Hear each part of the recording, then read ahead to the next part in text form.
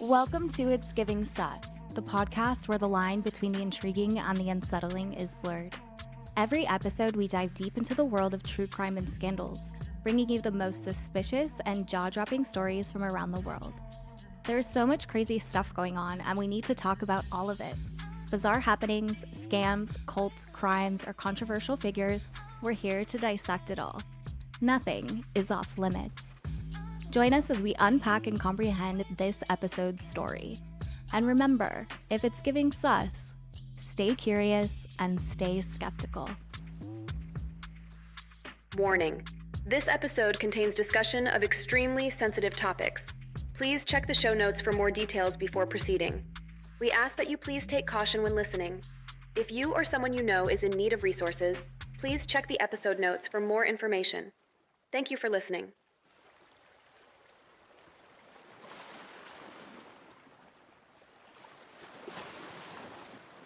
There's bags filled with body parts. Washing ashore, they first find a torso out of the body. No head, no arms, torso.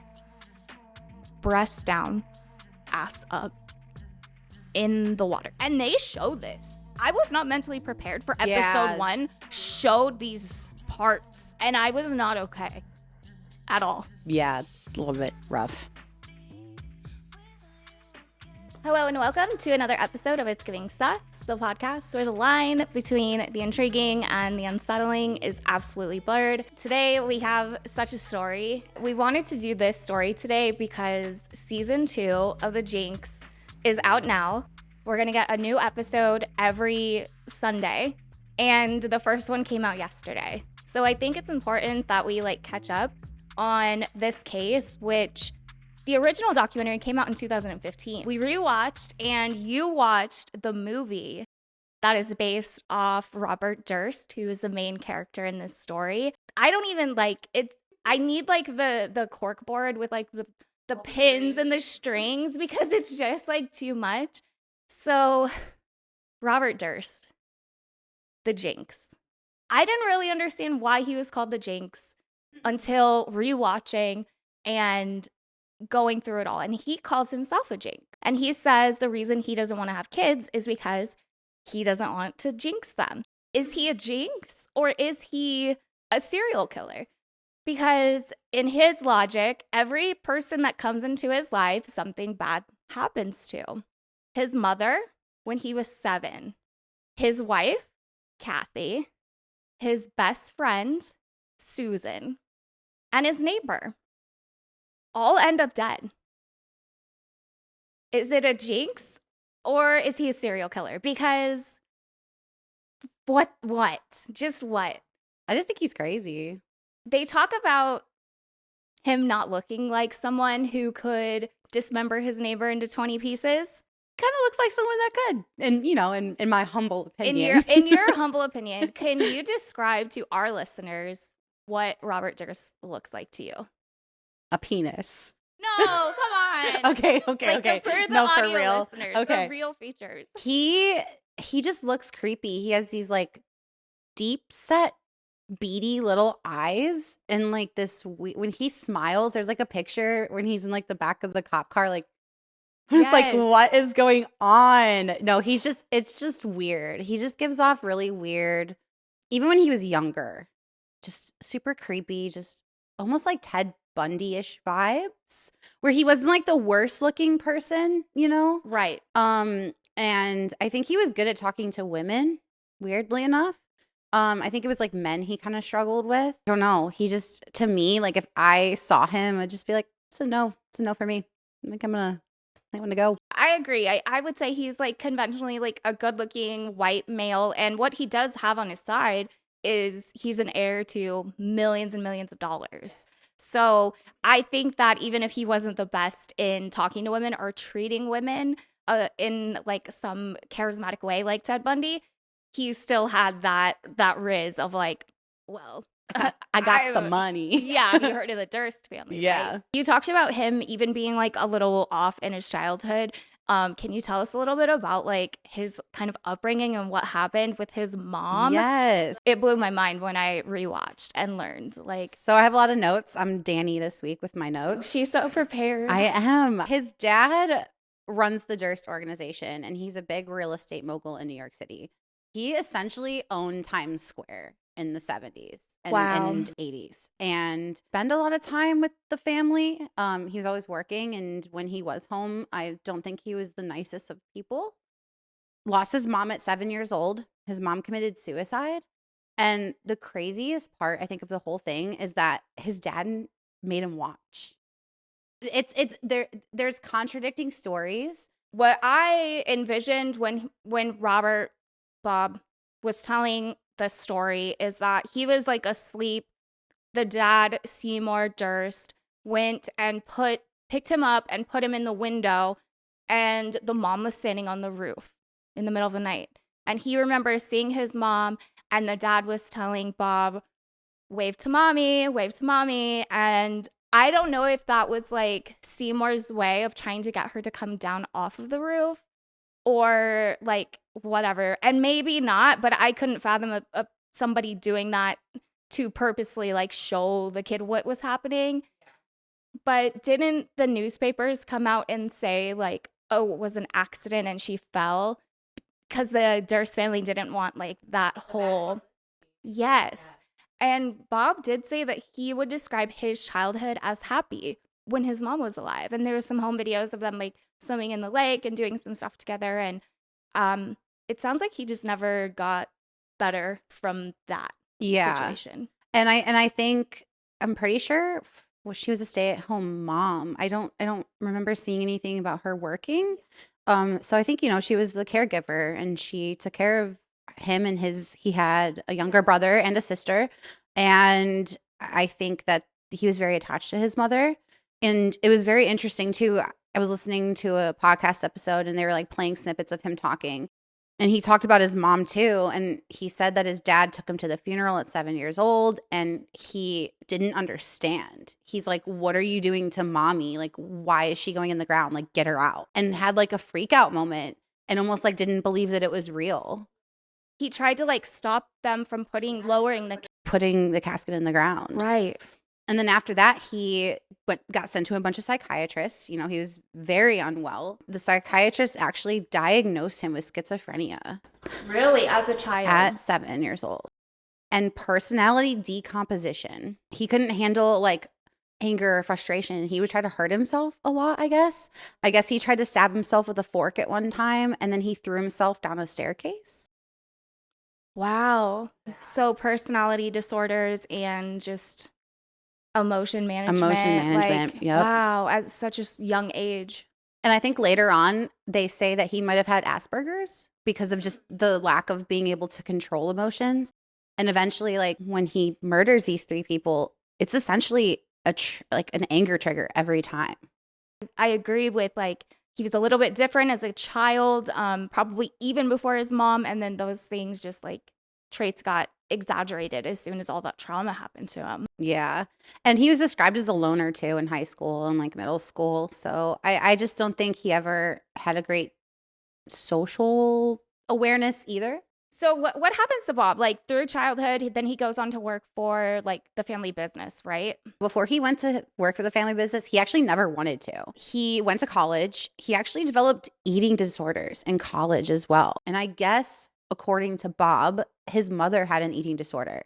So that's something he kind of grew up with. And his dad always told him that his mother was sick. So I don't know if she had her own mental things going on as well. I mean, she committed suicide. I mean, obviously she had something going on. He actually talked to his father about it.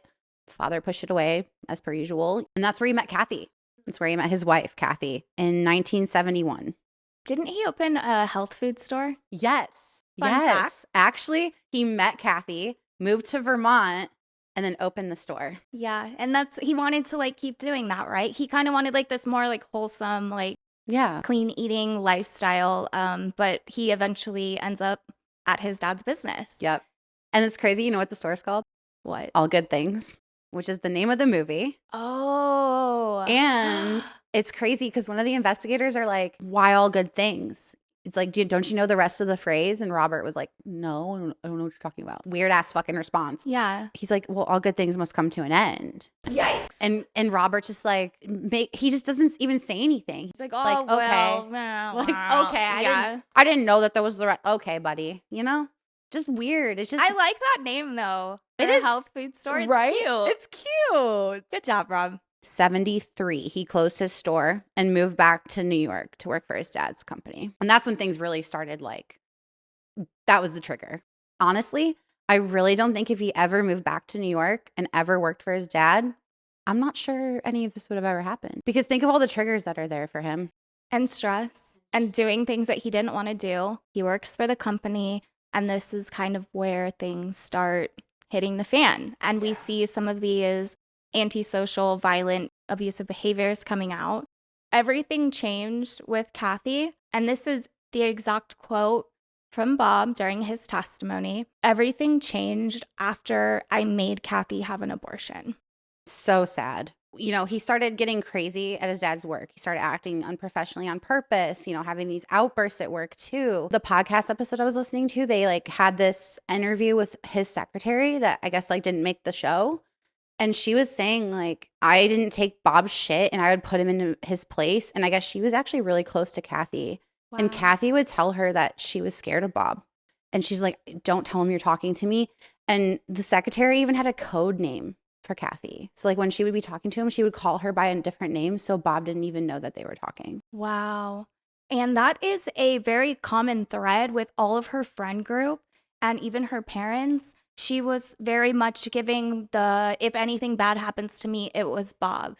Or if anything bad happens, investigate it. She was always kind of saying those things. She did file for divorce, and Bob declined the settlement 3 days before she went missing. Yep. So he did not take that well. Even before that, when he forced her to get the abortion, he said, if you keep that baby, we will get a divorce. And then, like, that doesn't make sense to me because it's like, okay, you're willing to divorce her over a baby, but that was never an option, right? No. Total gaslighting and total narcissism. But for you to say that and then for you to just deny, like, her. Yeah. And I think another pivotal point, too, in their relationship is she got into medical school. And he started losing control as she was gaining independence. Yes. I think he agreed to the divorce, but to the settlement that her attorneys presented. Like, okay, you guys are going to divorce. She gets 50, you get 50, whatever. And he was not okay with it. And then she goes missing 3 days later. I think it was like a couple weeks before she went missing. She was treated at a hospital for, I want to say, like lacerations on her face. Oh, really? Oh, I didn't know that. Yeah, I'm like 98% sure. In Bob's own testimony, he admits to a violent relationship. Dragging her by her hair. Pushing, shoving, fighting, slapping, wrestling. He admits to that. He's like, yeah, we were at that point. And he said it always got worse after the abortion, never got better. This is Robert's account. Okay. Of the night that Kathie went missing. She goes to Gilberty, is one of her best friends, for a party, and she's going to take the car. He was Bob, same thing. Bobbert. He got the vibe that she was like, oh, you can come if you want, but that's where I'm going. And he's like, I didn't like that at all. And like, obviously, no, I don't want to go. So he was already like in a mood about how she presented, like, because I mean, I feel like she didn't want him to go, but she gets back at 7 p.m. He says that she is angry and she is loaded. She demands that she wants to go into the city. So he's like, sure, go ahead. Again, this is his recount, okay? This isn't factual information. This is just his point of view. Sure, go ahead. You can take the train. You're not taking the car. They're fighting. They're arguing. The back and forth. It gets physical. Eventually, Rob. God, I cannot stop saying Rob. It's fine. It's Rob. Rob, we love you. I'm sorry. You're not a murderer. Bob. My Rob, we love you. This Rob, we do not. No. Mr. Durst drives Kathie to the train station to catch the 9:17 train into the city, goes back, has a drink with the neighbor the mayor's, and then goes home. That's it. He also says later on she called him or he called her when she got there. She answered the phone, said hello, blah, blah, blah. So that placed her in the city. Never seen again. She never shows up for medical school.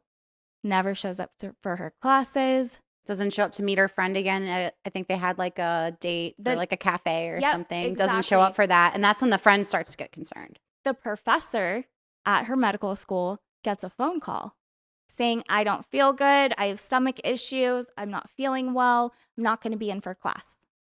Okay, so that's another timeline on the date that someone's had communication with her. Proof of life, essentially. And it's out of Bob's hands. I dropped her off. She's in the city. She called the school. She called me. We've talked to her. I just don't know where she is. Never to be seen again. So she goes missing on January 31st, and the call for the absent sick is on February 1st. Oh, the day after. And then he reported it to the police on the Thursday. 5 days later. Yeah. And he says that he went to his dad. He went to the office and like asked for counsel. And he said, no, don't report it because then we're going to have bad press, blah, blah, blah. And he's like, on my own accord, I reported her. And the investigators, they come out and say in the documentary, they're like, we believed everything he said. Why wouldn't we? I mean, he's owns New York. He's just a regular rich white male. Why would we believe anything different? But isn't that the fucking problem? That's absolutely the problem. That's 100% the problem. That's the fucking but problem. That's what went down. Yeah. The friends start investigating after she doesn't show up for their meetup. And they find some shit. Yeah. But even before that, so the friend had her story, right? And she recounts that throughout the party, Bob and her were having phone calls and they were just fighting the whole time. Yeah. Also. And it was very heated. It was very angry. She literally tells the friend before she leaves, promise me if something happens, check it out. I'm afraid of Bobby. So this is now the second time that we know of with the secretary, with her friend, and I'm sure other people, that she said that she's scared of him. And if something happens to her, it's him, dog. Like, how blatantly obvious.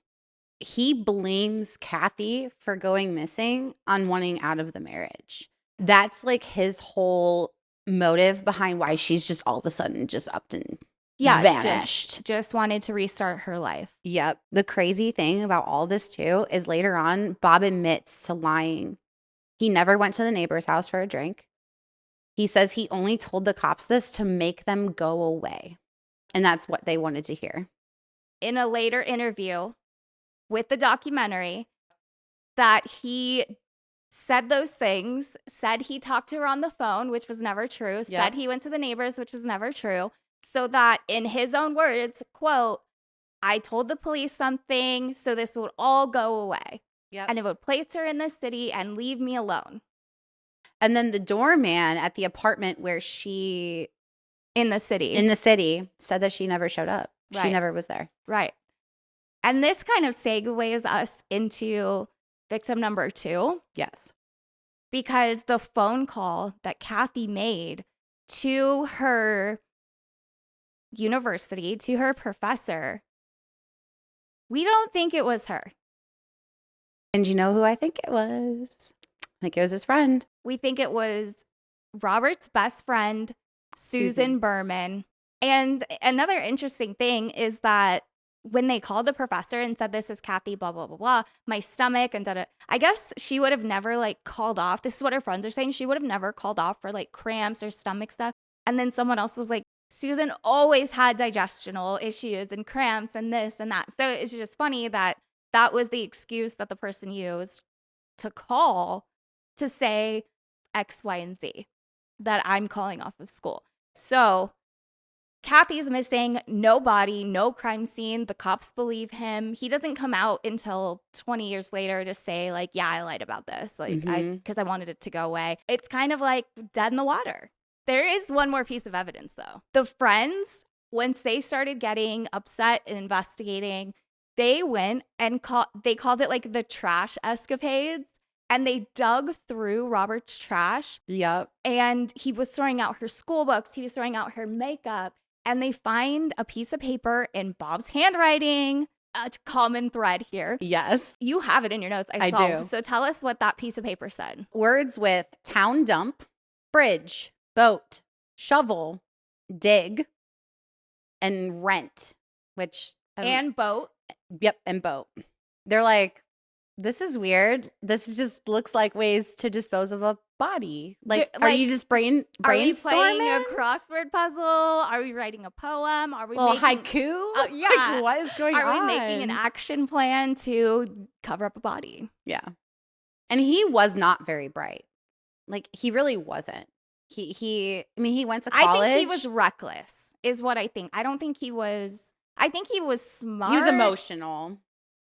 I think he was just... I mean, let's talk about the chicken sandwich of it all, right? Like, he has $520 in his pocket, $38,000 cash in his car.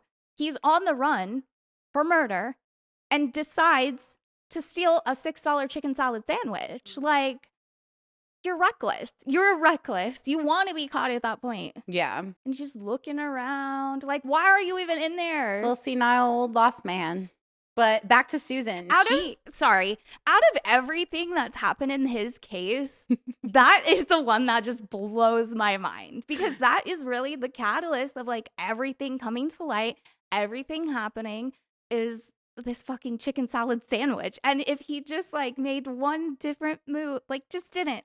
He like, I don't know if he was dumb or he was really that arrogant to think like, they're not going to look through my trash. They think she's missing. That brings us back to his best friend named Susan Berman.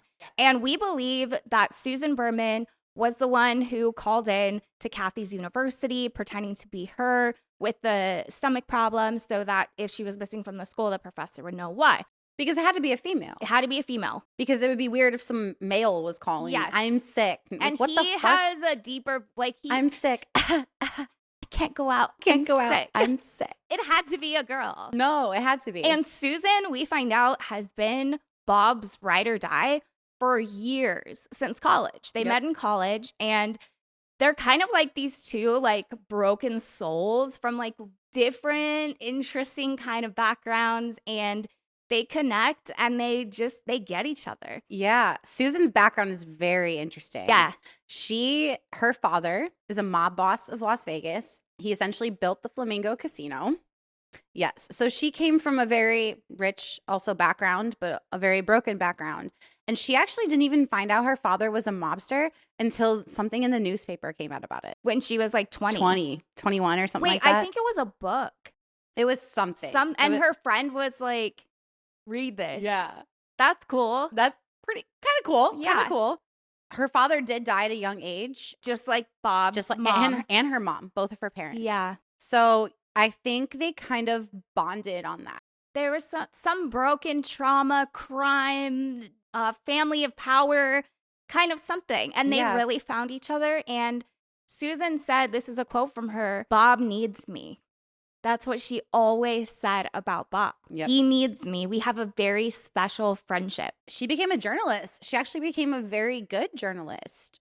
She interviewed Reagan when he was still a senator. Wow. Yeah. So she had a very good career. Whether or not it came from having the name she had, I don't know. Because, I mean, I feel like that name is kind of tainted after all the stuff came out about her dad. I mean, she still made a good career for herself. And, you know, when you're a journalist, you're trusted. Absolutely. People believe what you say and they take your word for value, and people think you have a good moral and ethic code. Unbiased reporting, and of course. Yeah. Of course. So she was very trusted too by a lot of people. Right. And as time goes on, she steps into this role of Bob's like PR person because this is her background, because she is well respected. She would come out with there's these allegations and really like put them away. Like those aren't true. That's not what happened. This isn't. She'd speak for Bob. And people believed it. Crazy. So what a good connection for someone like Bob to have. Absolutely. As your best friend. That's great and all. That's so great and all. Until Bob finds out 10 years later, someone was arrested. And in an unrelated crime, it was actually exposing themselves to the public. And they had a little tip about I know this woman, Kathie, who was murdered up at their house in South Salem, in their cottage. And if there's anyone that will know anything, it's Susan Berman. So make sure you talk to her. So when this person was arrested, years later, brings up this new tip before their sentencing to get a lesser sentence, that reopens the case and gives them more to go off of. Woo! And this is where things do not work well for Susan. Yep. She has had Bob's back this whole entire time. She has lied, allegedly, called into the school and pretended to be Kathie. And I think she knows a lot of Bob's secrets and has helped him put them away out of the press because he is high profile. That name, the tabloids, everything's going to run with that. And she used his name too. She's not innocent. No, absolutely. She used his name. They both played off each other's Piggybacked things. each other. Yes. And he sent her a good amount of money over the years Absolutely. too. So there was very much reciprocal in the giving and taking in that friendship. Bob gets word that the FBI is going to come talk to Susan. And I think it's unclear how he finds that out. I think there's speculation that she tells him. That's what I thought, is that she told him that, and he said, okay, well, tell him whatever you want. I don't care. That's what he said in the interviews. Susan calls Bob and says, this is what we're assuming happened, and says, the FBI says they're going to come talk to me. Next thing we know, it's Christmas Eve, the year 2000, in Los Angeles, California. And she doesn't show up for Christmas Eve dinner. The family is calling, leaving the voicemails. She's very punctual, especially for family events. She loved family events. And she kind of had turned a new leaf later on in life. She was got remarried and was now the stepmother to 2 kids, and they chose to live with her. Like, she was like the mom, and she was doing not as much sketchiness, I would say. So they knew something was wrong when she didn't show up. The neighbors who finds her, because her dogs are running loose, and the neighbor gets the dog and goes over, and the door's wide open. Oh, the neighbor calls. Right. Face first, shot in the head. Right. So execution style. And then she calls the police, and that's when they show. Nothing's stolen. Nothing's turned over in the house. Nothing is this. Nothing is that. And people are just thinking it's a random act of something. Well, I don't know, because it's weird, because the investigators even say, we think it was somebody she knew, because it seems like the door was open for somebody. No forced entry. There's no forced entry. Right. And what's the coincidence that Bob found out the FBI was going to talk to her, and a little while after, she's dead. And she's dead. Well, it's funny because there's records of where he was in this timeline. There's records of him taking a flight to... It was like Trinidad. Yep. He goes to California. Which is in Northern California. Says Bob has been known to have been in Cali days before she was shot. And then he is known to have flown from San Francisco to New York the night before her body was found. I believe the records were showing the 19th he arrives in this very quaint small town in the very tip top of California on the ocean. And he has a driver there. There's logs of when these flights land. There's logs of the cars that were rented. They can't directly place him in Los Angeles, though. Yeah. Which is a far freaking drive. You just did that drive. Yeah. So I would say... And even back to San Fran. Yes, absolutely. The 19th, she's killed on the 23rd. 24th. She's killed on the 24th, and he flies back the 24th or 25th. 25th, yep. So is it possible? Absolutely. Is there concrete evidence that he was in Los Angeles? No. But he wasn't in New York. I think we did leave out one crazy thing about Susan, though. The note that was written to police. Oh, tell me about that. The note was written to the police with Susan's address, and it just said the word cadaver on it. And the address. And her address. But Beverly is spelled wrong. In Beverly Hills. Yes, and that comes back. He spells it, the killer spells it Beverley. Yes, he puts that extra E after the L. The LAPD actually starts focusing on mob connections at this point. Because of Susan's past, because of her father. Sure. Makes sense. Yeah. So, but the note comes back later. Yes, it does. Put a pin in the note. Put a pin in the note. The note is very important later very on. important. God, my guy, just the paper trails. It just is crazy. Just quit writing things, yeah, dog. You're done. Get a fucking iPad. Or like just leave it up here. You're good. Or just burn it. Burn it. Shred it. Yeah. Just a little match. You don't even gotta light a whole bonfire for that shit. He can make an entire body disappear, allegedly, but not a paper Not a receipt. piece of paper. Like, come on. What the fuck is this? What Bob does, because it's kind of getting hot. Like, he's getting a little bit antsy. He's going to go hide out in Galveston, Texas. And Galveston is another super small town on the water, Texas. He rents an apartment. And that's when he meets Morris Black, his neighbor. But you know what's crazy about him renting this apartment? It's in a woman's name. A woman that he went to high school with. Yep. And this is when he starts dressing as a woman. To disguise himself. Yep. It's so nuts. It's so crazy. Like, and it's crazy that like this last event in Galveston is like the ripple effect to bring up all these other things too. So all of these things are happening. The resurgence of Kathie's investigation, the death of Susan. Now my man's is going to hide out in Galveston, Texas. And within, I don't know what the time frame is of him getting there to what happens, but eventually there's bags filled with body parts washing ashore. They first find a torso out of the body. No head, no arms, torso.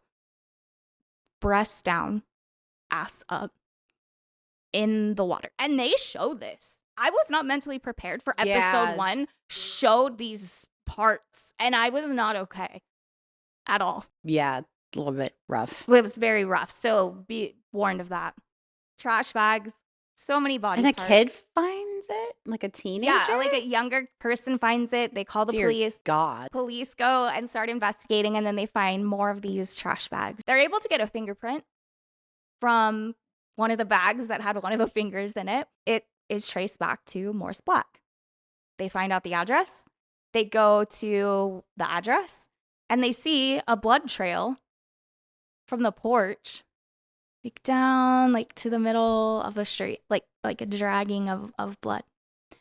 They call the property owner. He says, well, there's an old woman who rents the unit next door. Why don't you interview her? And what's the name for her? Like Dorothy Signer. Dorothy Signer. And she was just some random person he went to high school with. How mad are you? Like at that point, like pick someone else. Like just make up a name, dude. Like Dorothy Signer. The body bags were found on October 9th of 2021. Or no, 2001. 2001. Within a year or so of Susan. Mm-hmm. They go to the apartment. They see the blood stains. They get the landlord. He says Dorothy Signer is renting it. She's mute. She's deaf. And she's the ugliest woman I've ever seen. Is in a nutshell what this landlord says. And I just can't even imagine. Yeah. I want a picture, man. Yes. I don't, but I do. I'm having a mental picture right now. We find out Dorothy is actually Bob in disguise as a woman because he's on the run from these things. He's trying to, like, whatever, not get caught, not get involved with these one missing person and one murder. And now we have the fingerprints and the bodies, the parts showing up with a dismembered body, and he's arrested. They go through the trash. They find a receipt to a hardware store right down the street, a bow saw, like duct tape, bags, like the usual suspects. Yep. It's just in there. There's no denying that. He's arrested. He bails out on $250,000. His wife at the time is now Deborah. She bails him out.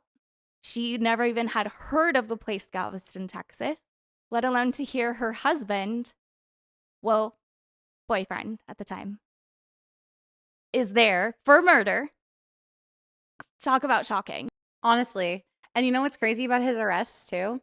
Is he had a prescription at an eyeglass store, right? Oh, yeah. And this is how they found him. This is how they literally found him. Oh, my God. It's just dude, get your shit together. He went to an eyeglass store, went to go get a new prescription for glasses. They were like, oh, you got to come back and pick them up. The receipt for the glasses was found by the police. And they were like, you know what? Like, what if he shows up? You know, like. And it has his name, not Dorothy. Yep. Yes. Yes. So his that's how they name, put it all together. Yes. And they tell the eyeglass place, they're like, you know what? We doubt he's going to come back for his glasses. How fucking dumb could you be? But you know what? Just in case, let us know. This is what he looks like. Here's our number. Call us if you see this guy. Yep. So the date and time on the receipt, guess who gives him a call? We have Robert Durst here picking up his glasses, just in case you wanted to know. Like, bet, hold him there.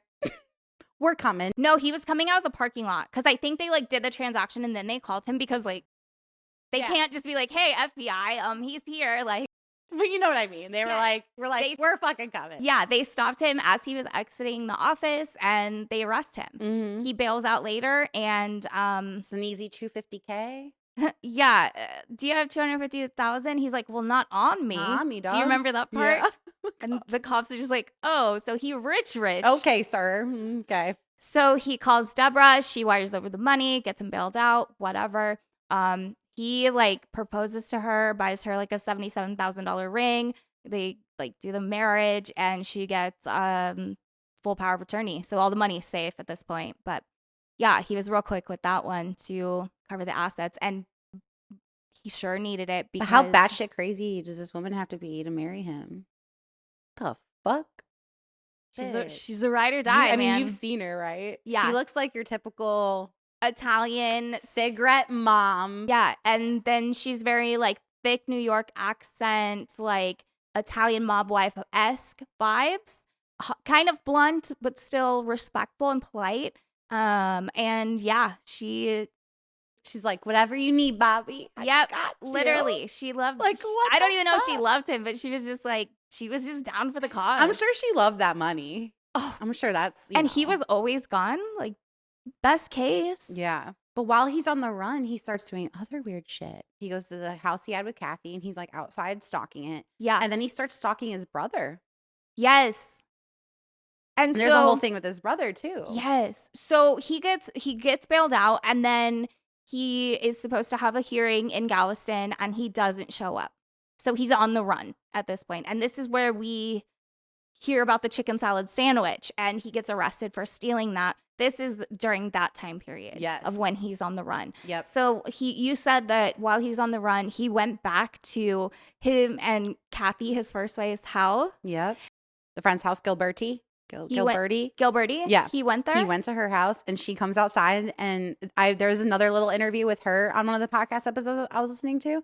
And she comes outside. She's like, you better get the fuck up out of here. This is my fucking neighborhood. Just starts like, yeah. She's like, not fucking today, sir. So like he had the balls to go do that. And then he started stalking his brother too. There's a phone call from jail where he's like talking about killing his brother. And he had a lot of feelings about his brother too, because like his dad always wanted to give him the company, right? Like that was the plan. His dad wanted to give Robert the company. Robert was the oldest son. That's just how it worked. Right. And the dad even said to him, like, I want to die knowing that you're taking care of the company. Yep. And then when Bob came and worked for him again, was acting all fucking crazy and doing whatever he was doing, he gave the company to Douglas, his brother, his younger brother. Right. And I think and that caused since then a lot of fucking feelings. And so like when he was out, he's like, I'm on the run. He's like, I'm gonna go fuck this dude up. Douglas ended up. He had guns in the car. Yes. He was ready. He was ready. He had nothing to lose and he was unhinged at this point. He was already caught, essentially. Like, yeah, why the fuck not? Guns a-blazing, dog. An interesting little fun fact here of, what's his brother's name? Douglas. Dougie Doug. Doug Durst. He hired... He hired security because at one point he was so scared of that Robert was going to do something. A literal bodyguard. Yes. A literal 24/7 bodyguard. Yes. And I have direct quotes. This is Bob's testimony about the brother situation. And he said that he stopped showing up to work and quit after Douglas was picked to run the business. He denies threatening his brother, that he would kill his brother. And the investigators ask him, why did Douglas hire a bodyguard? And he says very blank and bluntly, because he is a I remember that. I just dude. love that energy. I mean, personally. yeah, honestly too. Also, that's so incriminating. I know. Like, you could have been like, I have no idea why he'd be scared of me. Like, that's so weird. Why would he fear me? No, because he's like, are we kidding? He's got no balls. Literally. He's laughing. And we don't see Bob laugh or smile a lot at all. Yeah, you really don't. You don't He's get a lot laughing. of emotion. He's laughing and he says, I have no idea why Douglas would be scared of me. And he's just laughing. Morris, the neighbor, is showing up in body bags. He's cut into 20 pieces. Bob, he's arrested, jumps bail. He's on the run using Morris's ID. This is where they finally find him in the grocery store in Pennsylvania, stealing the sandwich, $500 on him, using Morris's ID, and what else? He was bald. He shaved his head. And He his shaved his eyebrows. eyebrows. And then he had $38,000 cash in the car with guns. And weed. Oh, yeah. He always had the weed. weed. He always had. That's my man right he there, needs though. to smoke more of it, though. Honestly, dog. Or like an indica at least, because like my The man sativas needs to ain't doing it. He needs to just take it down, not get like paranoid, you know? Yo, like So- pair that shit with some CBD, my Yeah, man. like, come Chill. on. Yeah, you're fine. He's arrested. He's detained. He hires counsel to go face this murder dismemberment charge. And I wish that was the end of the story, truly. He gets these attorneys. They And make. these motherfuckers, dude. I want to hire them. I If need these guys. Yeah, they're so good. Holy shit. But let's also think about it. Galveston, smaller town, slower pace. We also found out there's some crooked stuff going on with the jury later on in season 2. You'll find out about it. They touch on it in season 1 too. Okay. Yeah, So they do talk about the there were juror. some like relationships happening and people like wanted to like do good by Bob so they could like try and like become friends to get money and some benefit. Like this guy was like a superstar basically in a small town. And we're all curious, like, what's the defense going to be? You know, like there's 20 pieces of a person. You have his ID. He was in your house. Like, how are they going to defend this? So I actually have how they defended this. Go off. So the story from Bob is he came home to find Morris in his apartment. They had a struggle. They struggled over the gun. They fell. His elbow hit the floor and the gun ended up going off and shooting Morris in the face. Now the defense is claiming self-defense. So they're going with that story. They're telling the jury this is what happened. And Bob is the first witness on the stand. He testifies. First person. Crazy. So the defense is claiming self-defense, and they also are blaming the district attorney of New York for pressuring Bob to leave New York, and it is why he went to Galveston. Yes, they are playing this whole Bob is the victim of this politician, the DA, who's trying to gain politically and excel in her career. So Yes. he has this smear campaign out. She She had has it out for him. and he's the victim. And you would dress like a woman too. You would be in hiding too if these things happen. And there's one point where the jury is laughing during this testimony of Bob on the stand as the witness when he's talking about disguising himself as a woman.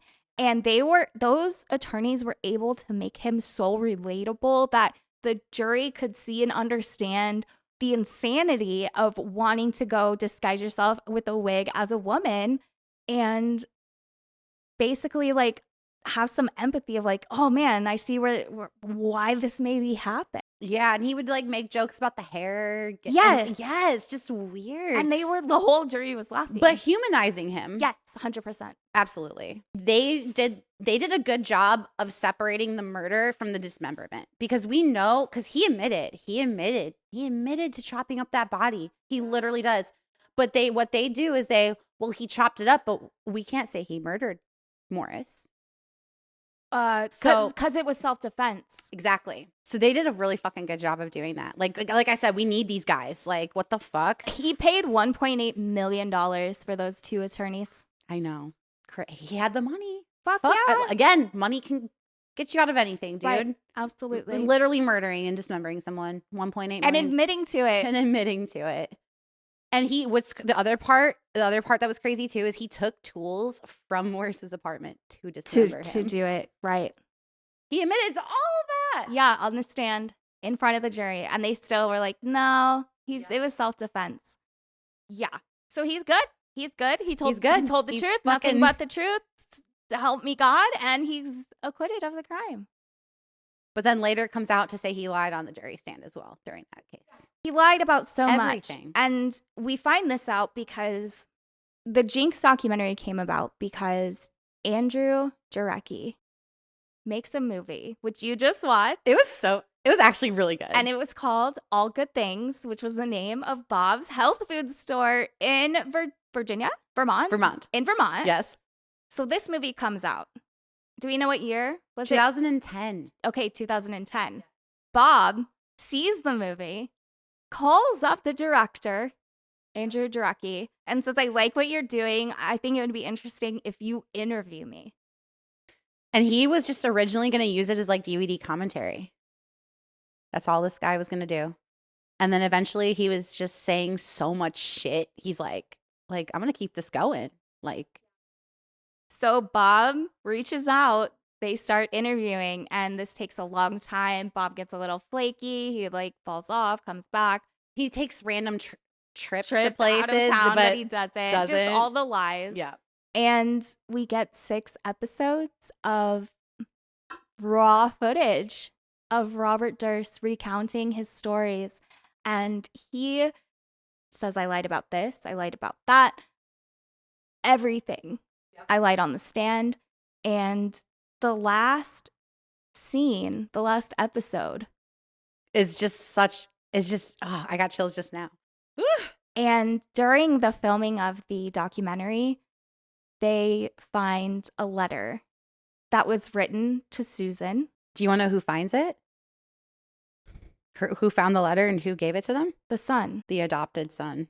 So Susan, his best friend, who was shot and killed in LA, her son gets involved in the making of the documentary.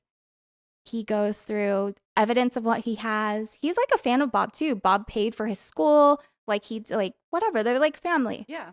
They couldn't see Bob doing this. He finds a letter that was written from Bob to Susan. Same address. On Durst Stationery. Same Beverly Hills. Same misspelling. Exact same font. And that's the smoking gun. Bob reaches out to get this documentary and these interviews. Just implicates himself this entire time. More people get involved in the interview. More evidence comes out. And the last episode, they're going to not confront Bob, but present both of the notes and tell us what happens. They go, do you think the same person wrote these? Yeah. Okay. Do you see a difference in this? We're talking about the cadaver note that was written to the Beverly Hills police with the same misspelling that said cadaver to Susan's address after she was murdered. And then the note that Bob wrote to Susan before she was dead. Yep. And they only show him a little snippet. They only show him, I think, the word Beverly Hills or whatever, line by line. And they were like, did you write these? And he goes, I only wrote one. And they ask, which and one then they ask did him, you write? Can you tell which one that you wrote? And he goes, no. My dude. What do you mean? You've been lying out your ass up until this point. I don't know. That's not my handwriting. I don't know which one. Nope, didn't write either of them. Excuse me, sir? Now all of a sudden, we're going to tell a half-truth. One of them? Okay, dude. This is what crumbles everything. And then the last scene of the last episode, Bob gets up to use the restroom. He's still mic'd. It's still on. It's still recording. And they keep what he said in the documentary. And he says, what did I just do? Of course. You're caught. Of course. Killed them all. Of course. End scene. From there, this new evidence from the directors and everyone involved in the documentary is turned over to police. And Andrew Jarecki has to testify. No shit. He literally testified. So is this all going to be in season 2? I think so. And I don't want to get into season 2, but that's where we leave off, is that he's gotten away with these crimes for so long. And this is in 2015. This was a long time ago that this came out. But season 2 is now out, ready. We're going to know more. And there has been new updates like in the last couple years about Bob being charged for these crimes because of this new evidence that came out during the documentary interview that Bob wanted to do. Yep. And the note was huge. The Sun sent it, I think. Every wrongdoing and every time Bob has been caught is because he's a dumb idiot. A paper receipt, a list of body, bridge, putting your glasses in your name while you're on the run. As you're a Dorothy. And then the receipt of the bow saw and and now these 2 envelopes. And then volunteering to get interviewed with somebody who just made a full movie about your life. And is literally in the movie that they're not beating around the bush. They're saying he did it. Yeah. And he was reckless. He was stupid. He was emotional. But, I think what pisses me off about the whole thing is he should have absolutely been charged and caught so long ago. How? Well, starting with Kathie's murder, they believed him from the beginning. They never once investigated the house. Never once. They didn't. They never searched a body in the lake. They never did anything. They just took his word for it. And it's all because of his doing. It is nothing else than his choices. Everyone gave up, dude. Everyone gave up on it. You should have just gone on your little merry way. He wanted to go to Cuba. He bought a really legit latex mask to just wear around as a different person. You could have got cosmetic surgery, just anything besides interview with the person who made a full feature film about your life. And about the shady ass disappearance of your wife, your friend, and your neighbor. Yes. Crazy. Just anything but those things. And then finish the interview with a hot mic and saying, of course I did it and I'm caught. Any of those things. Or fake your handwriting when you write lists and notes. Hello. You just don't even write it down. Exactly. Don't even write it, dog. Don't email the police. I'm sorry, not even email. Don't send a letter to the Beverly Hills police misspelling the same thing, telling them cadaver. There has to be a level of him wanting to be caught or getting off on I'm smarter than these people and they'll never catch me, or please catch me, I'm crying for help, or I don't know, man. I think are you feeling okay? Because you had a lot of feelings and a lot of notes about this. This is just one of those ones that is just so crazy to me. And like I said, it was just so sad. I don't think Susan should have ever died because I literally think that he should have been caught for Kathie. Right. I don't know. It's interesting to look back and say, maybe it all started with the mom, with that. Or maybe it was he should have stopped at the cat. Where do you go wrong? I don't know. All I know is his downfall was his own doing, and I love nothing more than that. Yeah, me too. Watch yourself burn. Dumbass. Just stupid. You're kicking yourself. You're good. I just wanted to make sure we got it all out. Yeah. You had so many notes. I know. I went crazy on this one. But like I said, I've been following it for over fucking almost 10 years now. And now we wanted to do this in time for the new one. And the new one's dropping too. So it was perfect timing. It all worked out. And if you liked what you heard today, please like and subscribe. Leave us a comment and let us know what you think the downfall of Robert Durst was. I think personally it was himself. It was the chicken salad sandwich, truly. Thank you for your continued support. If you hated this episode, come back next week and try it again, and maybe you'll like it. But until next time, stay curious, stay skeptical, stay inside.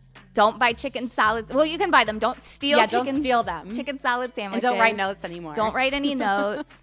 And just don't dismember people and put them into the ocean. Yeah, the bags. At least cut their fingerprints off. Yeah. I still want to know where the head is. I'm sorry. It's the head that's in Fallout. I know. It's crazy. I'm on episode 3. It's so good, isn't it? Yeah. And it's a lot. It's a lot. But it's a little gory. Good. Yeah. So with that, until next time, stay curious and stay skeptical. Bye. Thanks for watching.